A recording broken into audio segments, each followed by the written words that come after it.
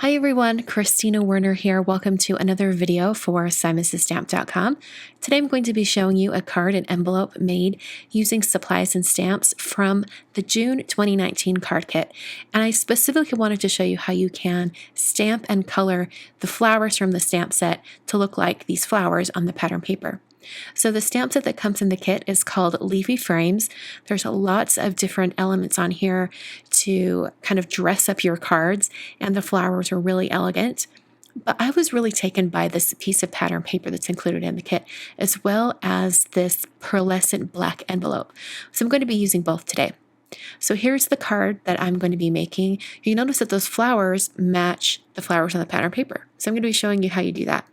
The first thing I did was trim down that pattern paper for my card front. This is the exact size of my card, so it's 4 1/4 by 5 1/2. And then I took the cream cardstock included in the kit and I cut that down for my card base. I used some tape runner adhesive, in this case Tombow Extreme adhesive, to adhere that pattern paper to the front of the card. So now I'm going to get into the stamping. I have some more of that cream cardstock and I've cut it to a strip that's 4 1/4 wide and just tall enough for this Just Because greeting from the stamp set. I'm using intense black ink from Simon to stamp the Just Because, and I actually stamped it twice using my MISTI stamp positioning tool so that I could get a really good solid impression with that black ink. It looked really good after one stamping, but I did end up stamping it twice. And now I'm going to be stamping on vellum. I'm going to take that floral and leaf border stamp from the stamp set, and I'm going to stamp this twice so that I can have two borders. I'm going to prep the area on the vellum with an anti-static powder tool because I plan to do some heat embossing, and using an anti-static powder tool makes it so the powder doesn't stick to areas where you don't want it. I've inked up that stamp with the Versamark ink and then stamped that leafy border twice. Then I coated the stamping with white embossing powder. This is Alabaster embossing powder from Burtis Monroe. And I tapped off that excess and shook off the excess, and then used my heat tool to melt that embossing powder until it was smooth. So now I'm going to be doubling up on the vellum. This is something I've been doing on my cards as of late when I want the vellum to be just a little bit more substantial. So I've run both of those borders through a Xyron sticker maker, and I'm going to place them down onto another piece of vellum. And then I'm going to be cutting these out while there's two layers of vellum. This is going to help the borders really stand out on top of that somewhat busy pattern paper. Taking my scissors and going around the edge of these leaves and flowers, I'm kind of staying away from the images so that I don't have to be too precise with my cutting. I just want to have a little bit more of a smooth line. So I cut both of those out, and then I put some foam adhesive right along that edge. And I used some very thin strips of foam from Darice.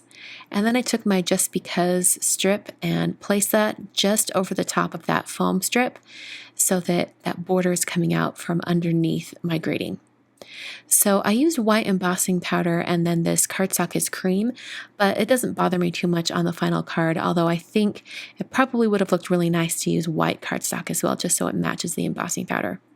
Put some foam tape on the back of that greeting piece, and then onto the front of my card. The last thing I'm going to do is stamp and color some floral images and leaf images from the stamp set. I'm going to be using Antique Linen Distress ink because I want these flowers to really look like the ones on the pattern paper, and the pattern paper does not have outlines on the flowers and leaves. So I'm going to do a no-line coloring technique with these. All right, so I'm using some packaging from my stamp set. It's actually just that slick, clear pocket. And I'm taking some distress inks and smushing them down onto that slick surface and then picking them up with a clear Tombow marker. This is their blender pen. So I'm starting out with old paper, and I'm going to pick up a little bit of that color using this blender pen. I'm going to test it to make sure the kind of color is what I want. And then I'm going to go in and start coloring the flower. And the thing that's really cool about using a blender pen like this is that when you first start coloring, the color is very strong. And then as you color, it's kind of runs out in the marker, and then you get lighter and lighter shades. So it's a really easy way to get some darks and lights when you're shading. And the other reason why I'm using this blender pen in particular today is because I'm not using shabby shutters, is because I'm going to cut this flower and the leaves out, and it's going to have a little border around the outside of the flower and the leaves. And I didn't want it to be a white from watercolor paper or white from some Copic paper, something like that. I wanted it to be the same cream that the Just Because is stamped on. And I could use Copic markers and color on this cream, but I didn't think it would have quite that same watercolor look as what you get on the pattern paper. So I'm using this blender pen here because it's a great way to color and get a kind of a watercolor look, but without adding lots of moisture to the paper, which would break down that paper. If you were going to do actual watercoloring, I would really recommend using watercolor paper. You'll get a much better result. But since this is not watercolor paper, I decided I would use a blender pen. So on these leaves, you can really see how you start coloring and it's dark and you keep going and it fades out. It's a really cool effect. So now I'm using Forest Moss, or actually I don't think I did use Forest Moss. I've thought about it, but I didn't. I'm now using Mowed Lawn, and I'm going to add some more bright green to these leaves just to help them stand out like the leaves on the pattern paper. So I'm adding it kind of near where the leaves meet the stems and kind of blending out from there. I want it to have a really organic watercolor look, so I'm not worried about making really smooth blends with this blender pen. I also went over the stems of the leaves with that same Mowed Lawn color just to accentuate the color and help it kind of pull everything together. So after the leaves were colored, basically, I went back to that Forest Moss and used that to add dots in the center of the flower. And then I took my scissors and started cutting all of these out. So I'm going around the edges, I'm keeping a little bit of a border around the outside, not too bad. The leaves took a little bit longer to cut out just because there are a lot more intricate corners to go around. But all in all, it wasn't too difficult to cut these out, especially when I was only needing 3 pieces. So after those pieces are cut out, I'm going to take them and adhere them to my card front. You can see how well those colors match with the pattern paper flowers. They look very reminiscent of the flowers on the pattern paper. So that is basically the card. I wanted to do an envelope to go with this card, especially because I really like this large rectangular leafy border. I thought it would be perfect on the front of an envelope with the address inside that frame. So I'm going to first prep my envelope. I'm going to use that anti-static powder tool that I used on the previous card, and that's because I'm using some white embossing powder on the front of this envelope. By the way, this envelope does come in the card kit. There's actually a few different colors of envelope.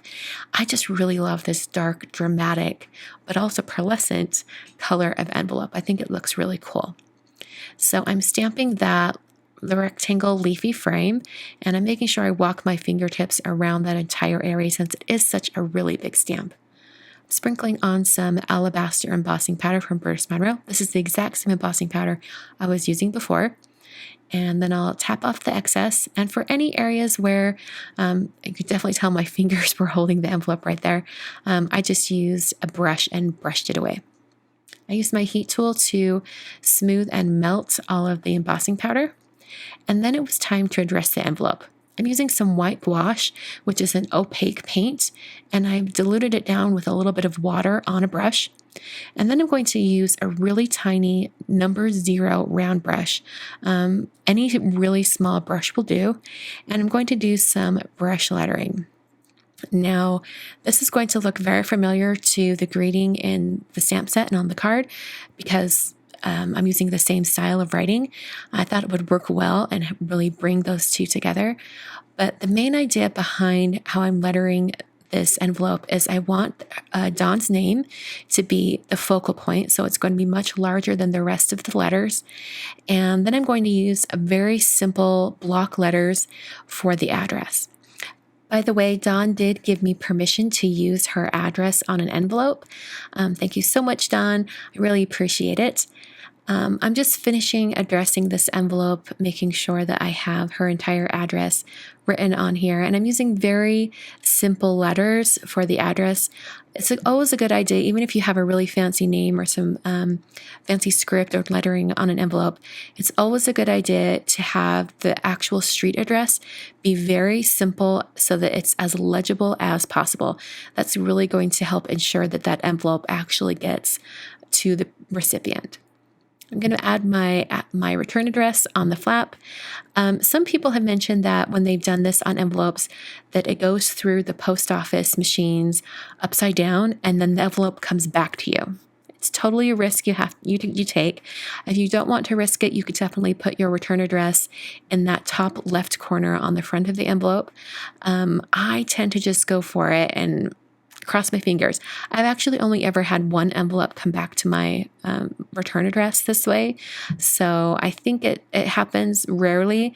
I think it's worth the risk. I'm going to put on some vintage postage stamps.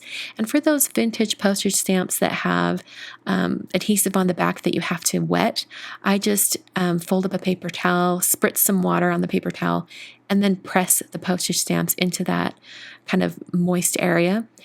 And that activates the adhesive, and I can put it down onto my envelope. Really love how this envelope turned out. So that finishes my projects for today. I've got a really pretty card with some coloring and also an envelope. Thanks so much for watching today. Just a reminder that you can pick up the June 2019 card kit at the link down below in the video description.